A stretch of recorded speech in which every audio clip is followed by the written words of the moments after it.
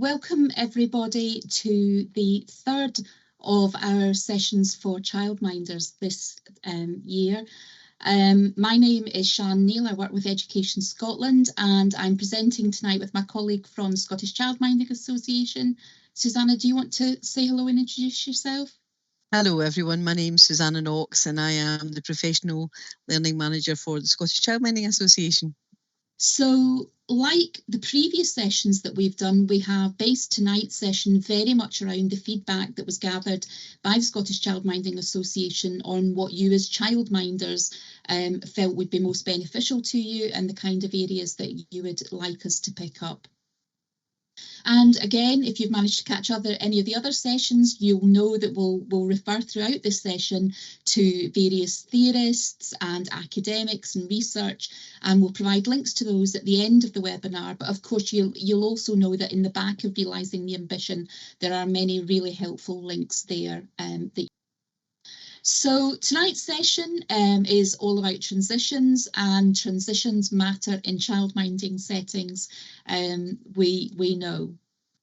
But I think before we get into some of the content here, Susanna and I thought it'd be really helpful to just take a few minutes to think about what we mean by transitions and what do we all understand by the term transitions.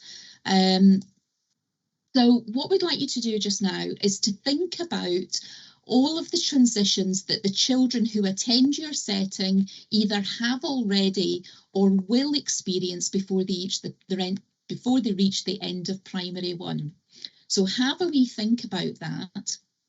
And then in a minute, but not yet, in a minute, I'm going to ask you all to put your responses into the chat pane. And that way, what we'll see, hopefully, is a big waterfall of responses and get everybody's ideas all at once. So if you hopefully you've had time to think about some of those transitions. So if you want to go now and start adding your ideas to the chat.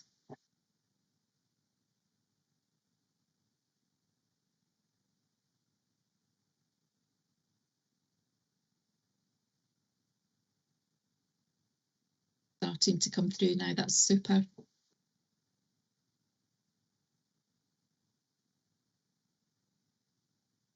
That's great. There's already some really interesting ones there. So we've got things like childminder to nursery, starting nursery, school, but I'm also seeing things there like a new sibling coming into the family, or divorce or separation, moving house, foster care, sleeping in my own bed. That's a great one. That's a big transition, we know, for many children. That's super. So lots of ideas coming through there.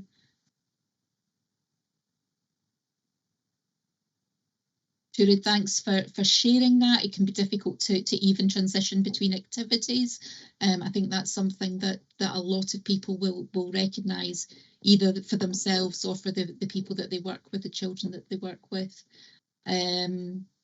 Giving up breastfeeding, that's a great one, and one that can involve our childminding settings and the families working together on that. That can be really important. Going from playtime to lunchtime. Yeah, moving house, indoors to outdoors now, and vice versa. Absolutely. So by all means keep them coming, but there's some really fantastic ideas, and I think what we want to do with that is really reflect on all of these, because we've not had one single wrong answer. Every one of them is absolutely right, and really reflects the breadth of transitions that children experience in their lives, and also a lot of them, they're reflecting the transitions that we go through as adults, and that our children and their families are also going through. So thanks for that. So I'm going to hand over to you now, Susanna. So we can see from your examples that there are many different types of transition. So these range from big transitions like attending a childminder for the first time or beginning primary school, through to what might almost be considered micro transitions, the transitions which take place daily or even multiple times a day. So these might include moving between an indoors to an outdoors, use of the garden, or leaving your setting to drop off and pick up other children from nursery or from school. So if we move on to the next slide. So Fabian defines transition as a change process that children go through from one stage to another. And William Bridges says working outside of early education suggests that there is more to transitions than just change. So he describes it as a psychological process where people, in our case babies or young children and their families, internalise and come to terms with their altered situations. And you'll be able to see this as you look at the children in your service and how they adjust their behaviour according to a situation they might find themselves in. Think of how that really outgoing and rambunctious 3-year-old can suddenly calm down and become gentle and quieter when there's a young baby about. Or when a first-time mum brings her baby to you, how upset and guilty they feel at leaving that child with you. But by supporting the parent, the child becomes supported through that transition, and the transition becomes easier for the child. The parent becomes less stressed and comes to terms with the change in their life, leading to the child becoming more accepting of that change too. So as we consider transitions this evening, it can be helpful to reflect on this and consider whether this is a description we recognise in the children and the families that we work with daily. But let's go back to some of the examples of transitions that you identified at the start of the session tonight. Vogler distinguishes between horizontal and vertical transitions by linking them to specific activities. So horizontal transitions occur on a daily or regular basis and usually refer to movement or change in a routine, whereas horizontal transitions describe activities such as children going to school, going from indoors to outdoors, going to the park, meeting up with other local childminding groups to play, or moving between your home and nursery or a school setting that they might attend. Kagan and Axio refer to transitions between different educational settings, such as between an ELC provider and a primary school, as a vertical transition. Vertical transitions involve major changes for children and their families. Children and their families often have to adjust socially and culturally to a new set of routines and rules. And of course, we know that for children who attend childminding settings, the move to school will in some respects be a vertical transition, but for many, they will have had the advantage of it also being a horizontal move. But we'll come back to that later. I'll pass you over to Shan now. Thanks, Susanna. So why do early childhood transitions matter? Well, it's really interesting because when we start to look into this, what we find is that much of the research about early childhood transitions focus on that move from an ELC setting into school. But it's clear from all of the examples that you've shared with us that children will have experienced many transitions by the time they go to school, including, as Susanna said, those vertical as well as horizontal transitions. But there's much that we can learn from the research, however, that informs our practice across both types of transitions that we're looking at this evening. Realising the ambition tells us that transition is a complex and dynamic process, and that to better understand it, we need to be aware of how each child's development is influenced by the direct and indirect experiences of their particular social and cultural context. But what does this really mean? Well, we need to be thinking about where children live, who they're interacting with as they grow and learn and develop. Sections 2 and 3 of Realising the Ambition really help us to understand what we need to do in order to get it right for the children in our care while they're with us. It tells us that our focus should be on helping our babies and young children to form secure and emotionally resilient attachment bases, which will stand them in good stead as they grow and develop. We know too from neuroscience that young children's brains are highly sensitive and that the strong foundations for learning that are laid in children's early years at home and in their settings increase their chances of positive life outcomes. We also know that high quality early learning and childcare has a positive impact on children, and that children from the disadvantaged communities can gain most from high quality early learning and childcare provision. But the transition from early learning and childcare to primary school is a big step for all children. And a positive, supportive transition at this stage is likely to influence whether children are able to develop to their full potential at school, academically, socially, and through the rest of their lives. High quality ELC and smooth, successful transitions between and across the various stages of early education are key for children's long-term learning and development. A number of researchers have, however, demonstrated that the positive impacts of early learning and childcare can decrease or even completely disappear if transitions from ELC into school aren't well managed, or that the quality of education is not maintained in the primary school. This can arise from a lack of collaboration and communication. And there are two words that I want you to remember as we go through this presentation. There'll be others that come up as we go through.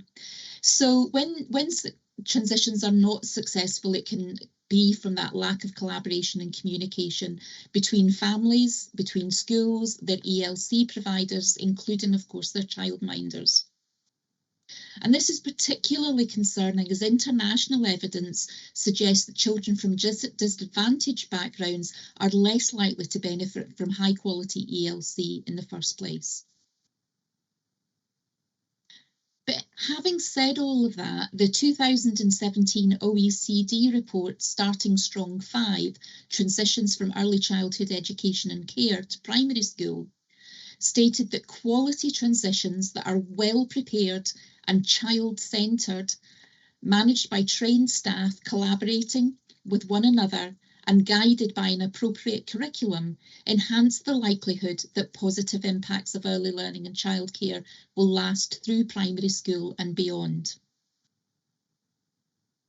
Dunlop and Fabian's work also demonstrates that the way in which the first transitions are handled for children could potentially have a significant impact on the child's capacity to cope with change in the short and long term. It's clear then that transitions can create a risk to children's well-being, their progress and their development. Alternatively, they can also be a tool for positive change and to create opportunities to improve outcomes for children and their families. Our job is to contribute what we can to ensure that all children experience positive transitions and transitions which enhance their life chances. And before we finish this evening, we're going to go back and revisit that idea of transitions as a tool for change. So we're going to take some time now to explore what realising the ambition has to say about supporting successful transitions and to consider what that means for you in your childminding practice.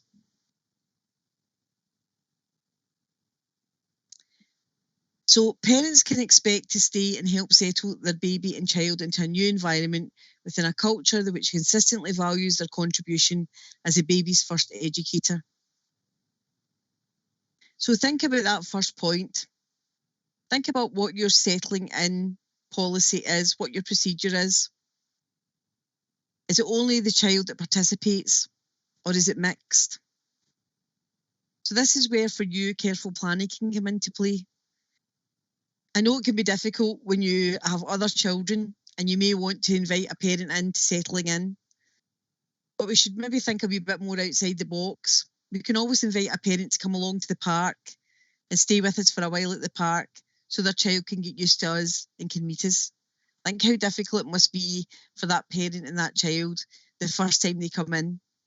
It can be nerve-wracking for childminders, but it's also nerve-wracking for the parent. When we move on to the next point, effective two-way communication with parents and other adults who are involved with baby and child to include regular face-to-face meetings, including home visits and written communications using a variety of appropriate platforms. With COVID-19 came along the introduction of Zoom and Teams in a much larger way. Whereas before we would always have to carve out time at the end of the day and arrange the room so it was nice and tidy for the parents to come in. Now we can do that meeting through Zoom and Teams. It's still face-to-face, but what that does is it allows the parent a chance to sit down and talk to us face-to-face, but in a way that they don't have to worry about organising a babysitter at their end. And we can maybe just have that chat, time it, and then as we finish at the end of the night, we are able to just stop work at that point because it will have been a long day. That chat at the start and the end of every day is so important. I always think that's one of the cornerstones of childminding because it's the start of building that relationship and that process with parents. And the starting point of true parental partnership for me is always that settling in process. Because from that, the parent can see what your practice is going to be like and what relationship they're going to have with you at the end. But it says regular child-centred opportunities for talk and discussion, stories and play, which help babies and children to express their feelings and any anxieties that they may have about their new surroundings. And practitioners' observance of gestures and body language and asking themselves, what does this baby or young child need from me? This is about your everyday observations of the child and how you build a picture of that child as a whole. I'm sure many of you will have told a parent on pick-up time, there's something not quite right with child A, or I think he might be upset about something. They may not have said anything to you, but because you know the child so well, you're picking up on verbal and non-verbal cues. When it talks about flexible routines and structures and settings which allow the baby and child and also siblings to see one another and not be separated for entire sessions into different age groups. This is a cornerstone of childminding and one of the great pros for childminding. We have the advantage that we will have various siblings of different ages that can attend the same setting, and that will help the younger children to settle in an easier way. But it says protected time for practitioners to collaborate in planning for holistic transition for individual babies and children. This is the discussions and the process you have when you're settling that child into your service. And practitioners who encourage the bringing of transitional objects, a favourite cuddly toy, a blanket, as we know they help children to make sense of and make connections within their new surroundings. Think of things that you have that when you see or touch them, they bring back a warm feeling, a favourite memory, or a particular feeling. Now imagine someone removing that from you. That is the way a young baby or child can feel when moving between physical spaces if they don't have something that smells or looks familiar.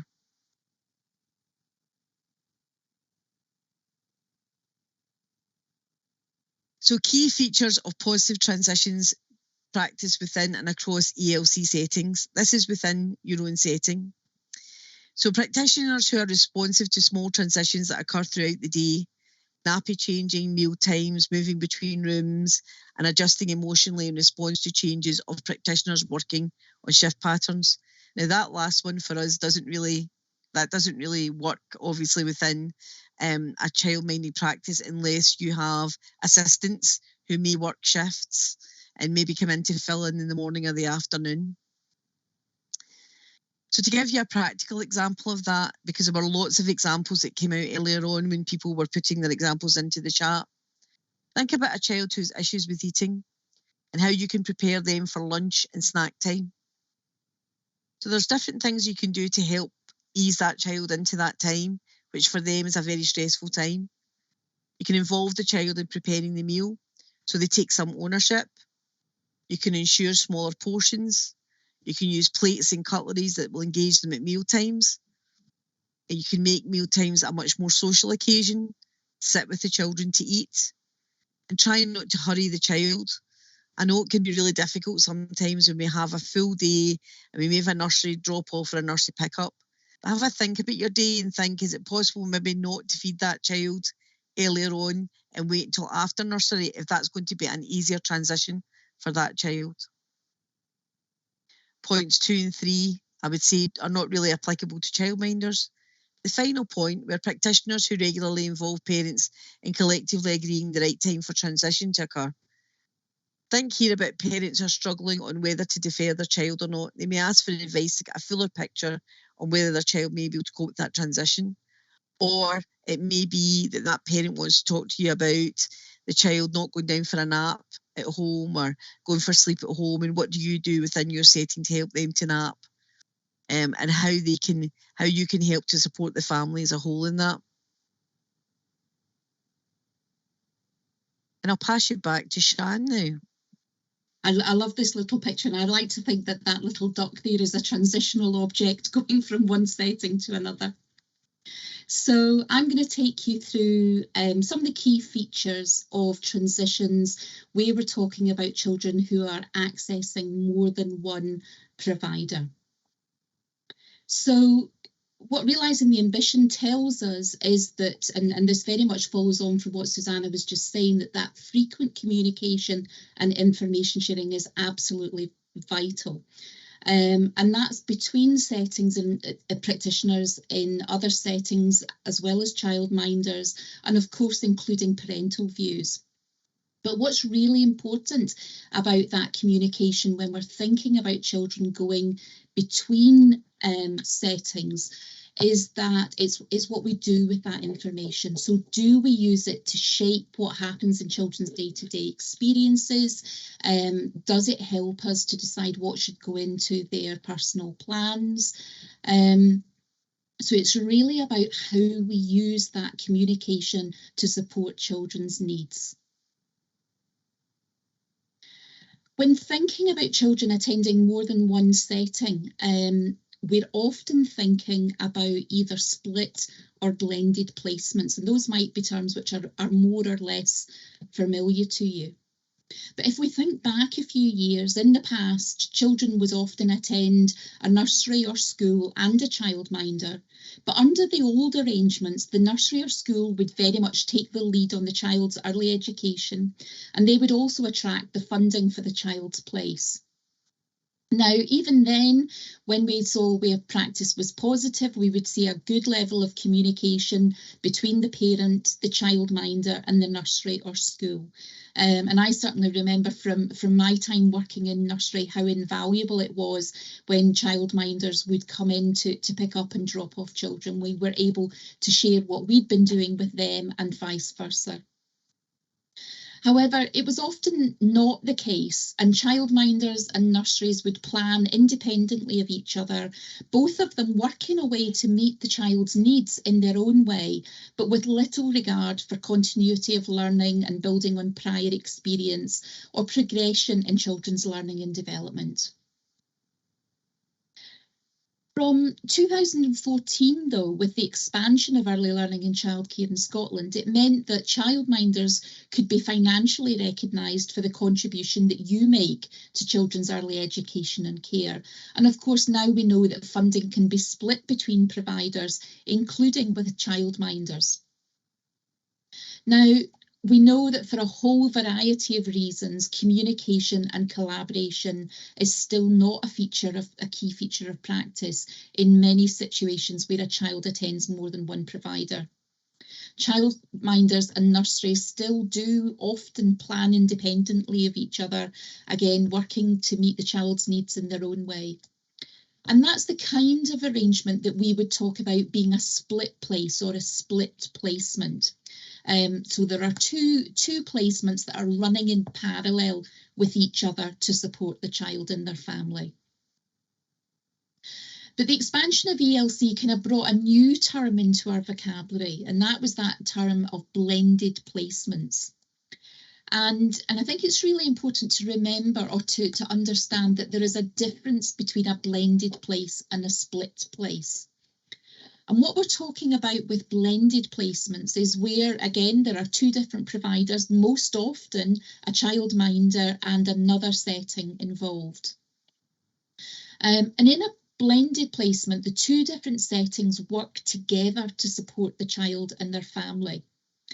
And the starting point for this should always be a willingness from all parties to put the child's needs at the centre of good practice. And a blended place can be achieved by open and professional conversations taking place between providers with the parents' permission. And there needs to be that willingness to share good practice and developmental strategies that are working for the child. A respect for each provider and a sharing of developmental goals is also essential so that both partners can support the learning facilitated by the other. So it's very much that kind of sharing of ideas, sharing of information, sharing of observations and things that we have noticed about the child's development and what that might mean. But I think crucially, it's also about learning from one another. So what you're learning in a childminding setting, how you settle a child, the things that make them feel comfortable, the things that excite them in your setting, can be absolutely vital information to share with any other setting that the child is attending, so that they can learn from your experience. And very often we know that childminders will be a child's first transition out of the home. You will be the first people other than their families who are building those strong relationships. So it's really important that we don't lose that really vital information that you hold about a child, and that can be shared across all of the partners involved when children are attending more than one setting. Now, I think what we do want to acknowledge when we're talking about blended placements is that it can be really challenging to achieve given the demands that are on childminders and other settings. And my goodness, not least over the last few years with COVID and everything that has brought. But the positive impact that a childminder can have in helping to settle a child who's been within their care, sometimes for a number of years, into a blended placement, and help to ensure that child continues to make very good progress in both settings really can't be overstated. But it is tough. And I think one of the things we'd be absolutely delighted to do is if any of you know of examples where this is working really well, or there are elements of practice that you're involved in that are working really well for your children and families, we'd really love to hear about that. And I think we'll have some time at the end where you can contribute that, or get in touch with Susanna or myself after the session, because what we want to do as we continue with these sessions and as we continue to support childminders is really to help share some of the really exciting and innovative practice that we know childminders are using right across Scotland all of the time in your daily work.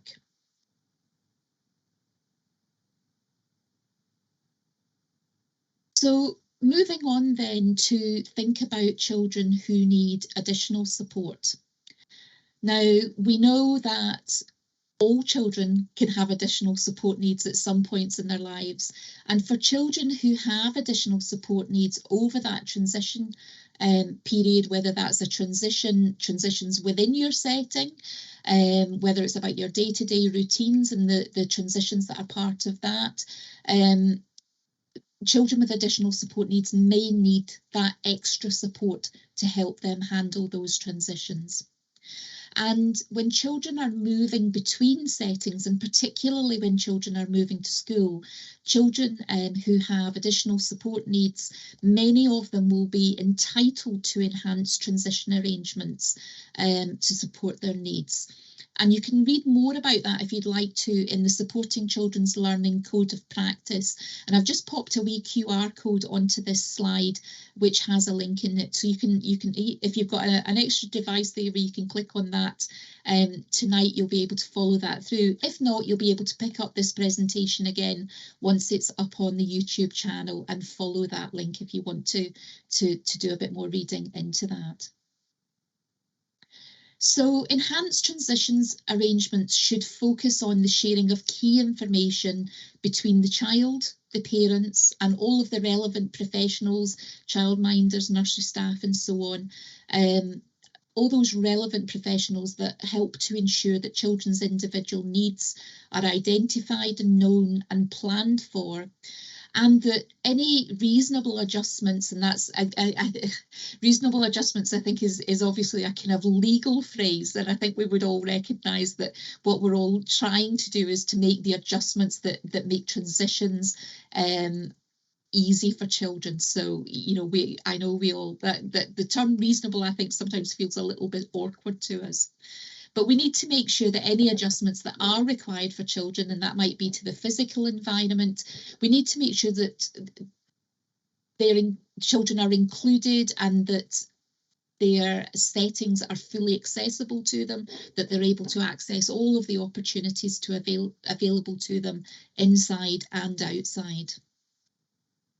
And I think it's really important here to remember the really key role that a childminder can play in this. For many children and their families, you will be the person outside of their family who knows them best and can make the biggest difference to their transition to another setting or to school. You really can play an absolutely invaluable role there. But when we're thinking about children with additional support needs, we also need to be thinking about the planning that needs to go into that, which takes account of the children's needs and also is recorded importantly in children's plans so that information isn't lost. And that's an essential part of the support that children with additional support needs have as they move from setting to setting. And I think you'll see there some of these are more or less relevant to childminding settings, but I think the key thing through all this, and you'll be starting to recognise it now, the importance of communication involving families and working and collaborating with others. So I'm going to talk about the key features of positive transitions practice from an early learning and childcare setting to school. So practitioners, teachers who recognise that for every child the transition experience is unique to them and who provide environments that are ready for children that meet the children's families and needs. The collaboration between practitioners and teachers which focus on planning a continuous early level curriculum experience. This is where your knowledge of the child and what makes them happy is so important, as that in turn leads to a child who is open to learning. So the next one, I don't think childminders are involved in the play pedagogy in primary school unless the primary school is very forward thinking and would invite the childminders in to interact with the children at the start. So we move on to a shared understanding between practitioners and teachers of the benefits of children's active engagement in planning the learning. You will know what kind of learner the child is, and you will know what sparks their curiosity and what makes them want to know more, because you'll have been part of growing that child's knowledge of the world. So again, the next one I don't think is particularly relevant, or the one following to that. But the last one, bespoke or enhanced transition arrangements for children with additional support needs. If you think about what Shan was talking about in the previous slide, all of those are relevant here. But this again is where your knowledge of the child is so important, and you will hear me saying that again and again, because childminders get to know their children in a much more in-depth way. And it's so important to the child's mental, emotional and physical well-being that a happy child in one setting will move on, a secure child will move on well, and there will be a happy transition for that child. And that comes about because childminders install resilience in children, and that is what makes transition easier for children, good resilience. So the 5 C's that contribute to a positive transition, you can see the 5 C's here on your screen. So having discussed the key characteristics of effective transitions in a range of different contexts, you can see how these 5 C's emerged for Marion Burns as part of her research into early childhood transitions in Scotland. And you'll see there the communication that Shan was talking about, the collaboration. You'll see where I've been talking about the child being at the centre. And we've talked about the culture, and we've talked about that consistency between moving between 2 different early years settings. So as you reflect on this evening's webinar and what it means as you evaluate your current practice or develop your practice moving forward, it can be useful to use these 5 words as a checklist. To what extent is what I am doing or what I am planning or promoting child-centred practice, effective communication, consistency for children and families, and collaboration with others? So when you look at the unique landscape of childminding, you can see that throughout the day, different children of different ages may attend for smaller parts of the day, whilst others may stay for the whole day interacting with those various children. Each of these instances is a transition, and as we know that each child brings a different energy with them. It's how we manage these transitions that's important. For example, reiterating to a child what is happening and who is coming may seem simple, but that in turn helps a child to understand and accept routine, and in turn that makes them feel more secure in what is happening. By giving children who may have been at school all day the ability to run and engage in outdoor play and decompress in a different environment, that means needs of various ages may help younger children deal with the older children. They all need to decompress at the end of the day, but they need to do it in a way that's not overwhelming for younger children to be part of. Childminders know the children in their care, and transition can be tricky for all involved. It is by better understanding the children in our care that we can help with strategies to support not only the child but the wider family. Think of a scenario of a child finishing for the day. Children can deal with this in a variety of ways, including having a meltdown as they want to leave right away and the parent wants to talk, not wanting to leave, making the parent feel hurt and undermined, or happily putting on their coat and shoes. The last one, of course, is preferable, but all children are different and they will all deal with change and transition differently. And as a practitioner, it's up to us to help the child navigate this transition in a way that's best for them. So we must remember that there can be an ebb and flow to children's needs depending on what's happening to them immediately. And in the longer term and in their environment, whether that be home, the childminders, the nursery, it's only by understanding the children in our care, their families, and remembering the 5 C's of child-centred consistency, collaboration, culture and communication that we can support children through many transitions that they go through every single day. When we think about that child having the meltdown, we could put things in place to help with that. We could ask the parent to text when they're 5 minutes away or 20 minutes away so we can get the child ready and say, Mum or Dad is on their way. We can help them to get their shoes and their coat on so that they get time to understand that it's time for the day to come to an end with you and they're going to move on and move home with their mum or dad. We can think about how we plan our day out and maybe not have the child sitting in the middle of a project when we know a parent may arrive. Or if a child is really interested in something, but it may be another 5 or 10 minutes before they finish, maybe we can invite the parent in to sit and have a bit of time with the child within the setting. That too will consolidate that relationship between you, the parent and the child as a triangle. Because of the many different experiences babies and children have in one day, such as when they move from periods of play to meal times or to taking a nap, it becomes even more important that there's some continuity and a similarity of approach in the ways in which the important adults in their lives behave with each other and interact with each other. This is important not only for the children themselves, but also for others, such as parents and family members who are regularly involved with them. Thanks, Susanna. I think that's such an important point. And just as you were talking there, I was thinking back to what we were saying about children moving between settings and moving on to school. And I think, you know, one of the things around consistency, one of the advantages that many children have that attend childminding settings is they have the advantage of that consistent thread running through their care and learning at the same time that other transitions are happening. So you know, children might come to you as babies. They might then have a blended or a split placement as they attend another early learning and childcare setting. And then they might be moving on to school. but it might very well be that you will maintain your relationship and care for those children throughout all of those changes.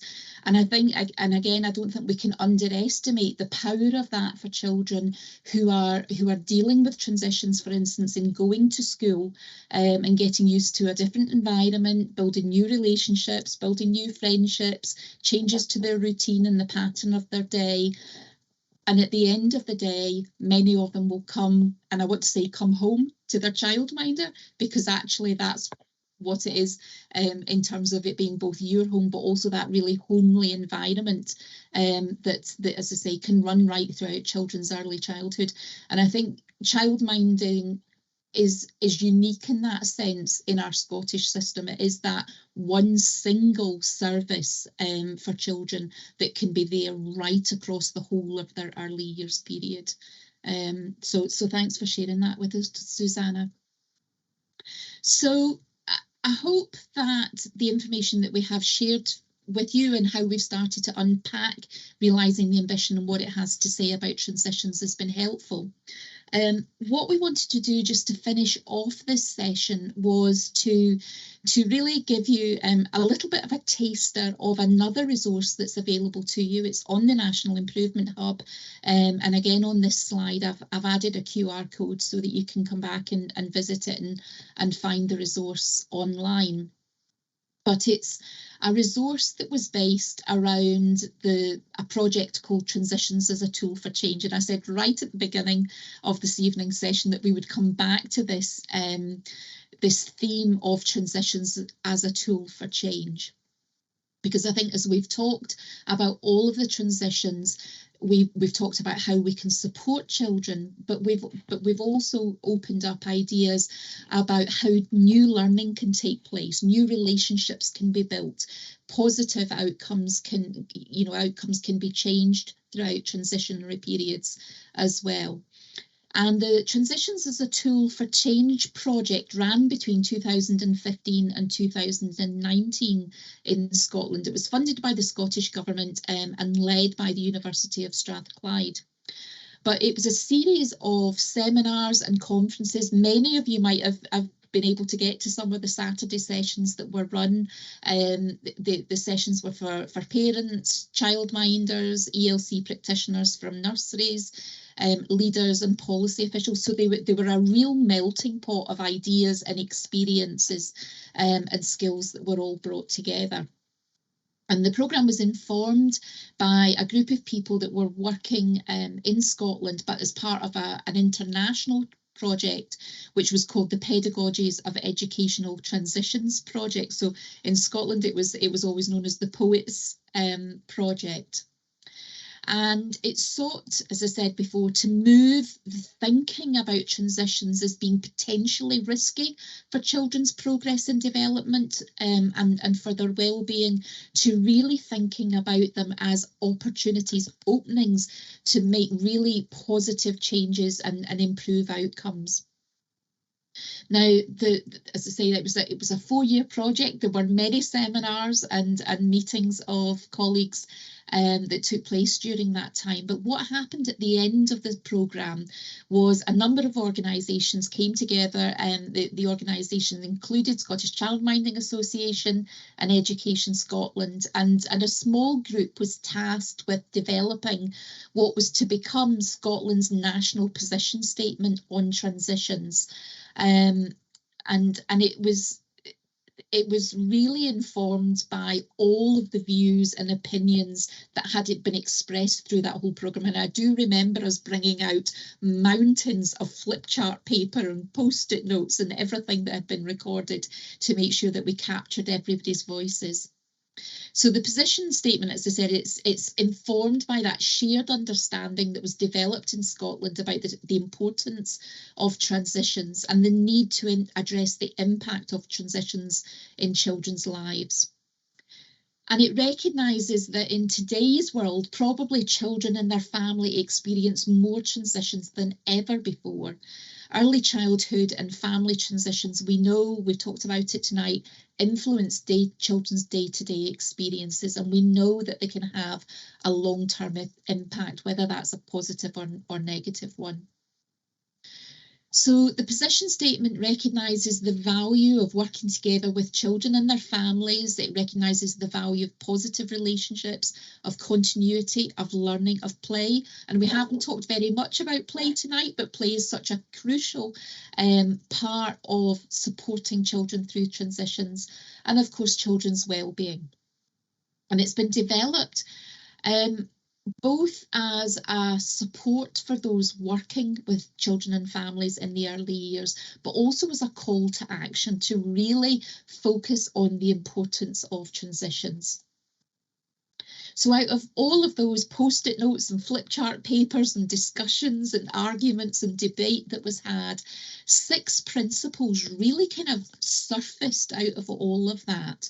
And you can see them there. We talked a lot about aspirations, and I think for a long time there was a view that particularly for children who are living in areas of disadvantage, that maybe family aspirations might not be terribly high. And of course, in Scotland, the work of Dr. Morag Traina has really completely debunked that. Her work with family has shown that those living in disadvantaged communities have just as many and just as high aspirations for their children as any other parent, and that really shouldn't surprise us, but I think it wasn't necessarily the way that we thought about things for a long time. The statement also thinks about entitlements, and this is an interesting way to think about transitions in terms of what should young children be entitled to in their transition. So we can think about things like the child's voice being heard, their views being taken account of, that they'll be surrounded by adults who are sensitive to their needs and who have the skills needed to support them, and so on. So one of the key principles there was entitlement. And probably tying both of those together is expectations. What might children and their families reasonably expect in terms of the transitions that take place in Scotland across the early years? I've already mentioned participation, the participation of parents, families, all of those working with children to participate and inform and influence how transitions are handled is so important. And we did have a big debate. I'm going to come back to opportunities, but we did have a big debate about contribution, and who are the different people that contribute, and what are those contributions. And of course, that's very closely tied to the participation. But I think really importantly is that idea of opportunities. Transitions can be a time of immense growth, of new achievement, of excitement, of anticipation for children and their families. And it's really important that we celebrate all of that. So yes, we need to be careful about providing additional support, but let's celebrate those changes that do happen, the new opportunities that they create. Now, from all of that, and it's quite an easy read. It's just a brief, a very slim document if you want to read it.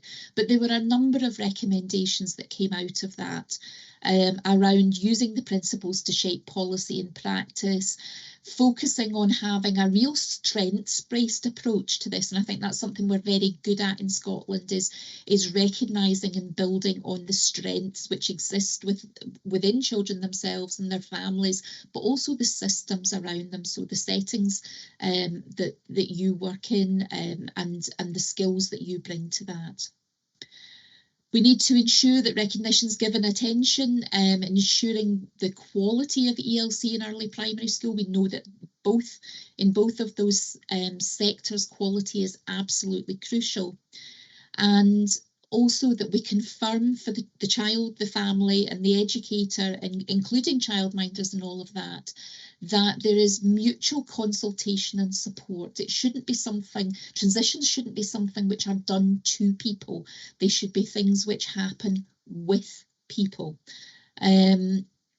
And so anyway, you can read the remaining recommendations there. But it was a really exciting project to be involved in. I think not least because we had such strong support from all different types of practitioners. And as I said, it was really crucial for us that we had parents there, that we had childminders there, that there were lots of voices represented as part of that. So please do, and I would say if you find yourselves with 5 minutes, we all know how difficult that is, particularly at this time of year, but it is a really nice, easy read, and if you're interested in learning more about transitions, then it's a great place to start. And as I say, you'll find that on the National Improvement Hub. So that really brings us to the end of our presentation for this evening. We've got just a little over 5 minutes where Susanna and I thought it would be helpful, and I'm going to switch on or allow microphones and cameras to be switched on, where if you want to ask any questions, share any practice, any ideas that you think would be helpful to others, then please do shout out. You can put your hand up or you can type something into the chat, but we'll be glad to have that discussion with you. Okay, so Paula, thank you for being the first, and thank you for your comment. You're saying in Edinburgh, childminders wrote transition reports, and I think that's so great to hear. It's really important that as somebody that's been working with children for a number of years, that your contribution to that it's part of the whole picture, isn't it? So that's really great to hear about that. And I can see Heather said here about learning journals are so helpful in the blended model, and I would absolutely totally agree with that. My experience of that was that it's great that because it becomes that triad again, because as you share the learning journal with, if you're working with another ELC provider and the parent is there, you're able to see what you're all doing together, and it is really, really helpful. Yeah, Anastasia, thank you. Talking about taking part in planning meetings for children with additional support needs is again so important, because I think when you see children in a different context to the context that other professionals see them in, you can bring a unique perspective that's so important. Yeah, Lindsay and Emily have said, to be honest, I'm a partner provider with the council, and I find that nurseries are resistant to working collaboratively, and it's always me sharing with them, and the parents share my frustration. And yes, I do think that is something that we are seeing quite a lot of. What I would suggest that you do is, if you have an early years officer at your local council, or someone who works as a liaison, if you're a partner provider, go and speak to them about it. Don't let it lie. If there is a head of nursery, ask for a meeting with the head of nursery, put the ball in their court and say, I am here, I am willing to work collaboratively. I know that is the way it should be. So what are you going to do to support me in that? Yeah, and there's a great comment just under that, Susanna. I don't know if you've got to it yet. And my Gaelic is not what it should be, so I'm not even going to attempt to pronounce the name of the setting. But hang on, where is it? I've lost it now. It was about pushing. Don't give up. Push, take the lead. Absolutely. What a rallying call. That's great to hear. One nursery we share a child with is now connected on our digital journal, and vice versa. Just brilliant. It's really good to hear that. And it links very well actually to the last session, which was pedagogical leadership. And part of that, and leading the children to learn, for the children to have a broad learning experience. If you are a blended provider with a nursery, you have to be the leader there as well and say, no, come on, let's work together. You just have to keep challenging it all the time. Yeah. Heather, you're asking about anything we can point parents towards. Now, there are a couple of places, and Susanna can come in if there's anything that I've missed here, but Education Scotland has what's called the Parent Zone Scotland website, and there's quite a lot about transition on there. The other place, and I've got to be honest and say I haven't looked specifically for transition information, but I would suspect that you might also find something on the Parent Club website, the Scottish Government's Parent Club. Susanna, anywhere else that you would recommend? Scottish Childminding Association also do a CPL on transition as well. So because of the importance of it, can't really think of anywhere else off the top of my head where there would be. I mean, I would say probably if you look at the work of Suzanne Zedick, she talks a lot about transition and the importance of transition in a really relatable way. So that would be good for parents to see as well, I think. Fiona Smith here has said, nursery staff really have no concept of the connection childminders have with their children. I did a placement in a local nursery and they were shocked at how we operate. I think that is very true. I think there are lots of misconceptions about childminders. And again, it is that whole thing about pushing it, about letting people know what you do, about sharing the great practice that childminders do. You know, it's no coincidence that childminders are regularly graded 5s and 6s. Because they can expect to come in and they can really see what we're doing. And as Shan kind of spoke about a wee bit earlier on, there's no other provider across anywhere in Scotland that does what childminders do. There's no provider that can work with a family from when the child is a baby, moving up into, under 3s, nursery age, and then primary school for before and after school care, and then maybe sometimes moving on to the second and third sibling in the same family. Because childminders become so integrated within that family too as a support, not only for the child, but for the family as a whole. So I do think it is about raising the awareness of that. Yeah, absolutely. And our colleague from the Gaelic Centre, which I can't pronounce, and I'm going to have to learn Gaelic because this is just embarrassing to me. You're saying there about it can be really difficult, and I think we absolutely appreciate that. There are so many reasons why it is difficult, but I think, as one of our colleagues that, about keeping, in fact, it might have been you that said about keeping on pushing at it, and taking the opportunities. If it's not fully blended, if you're not able to share on a routine basis, is taking the opportunities that come up and making the most of what you can. Yeah, absolutely. So, and Christina, I think that's the best comment for this time of night. In transition to bed for my daughter. Night to you. And I think probably it'll not be too long before we're all in transition for bed. Very true. So can I thank you all for your participation? It's been great to have your comments there at the end. One of the things that's really important to us, and I know it's a pest to do when you've been doing a session, but it's really important to us that you fill in the evaluation for us. It's quite a quick and easy form to fill in if you possibly could. And it's really important because we'll be using all of the information from the feedback, the evaluations from tonight's sessions, as well as the other 2 sessions, to be informing any future support for childminders. So this is your chance to have your say, to say what was useful, what's less useful, what you'd like to see in the future. So we'd really appreciate it if you could do our evaluation for us. Susanna, do you want to round off and just say good evening to people? Well, thank you so much for joining us this evening. I totally appreciate it's a horrible, dreich, wet, windy night out there and you've had a really hard day at work. So do your evaluation, turn off, go and get yourself a cup of tea and put your feet up because you deserve it. Absolutely. Hear, hear. Thanks, everyone. Good night.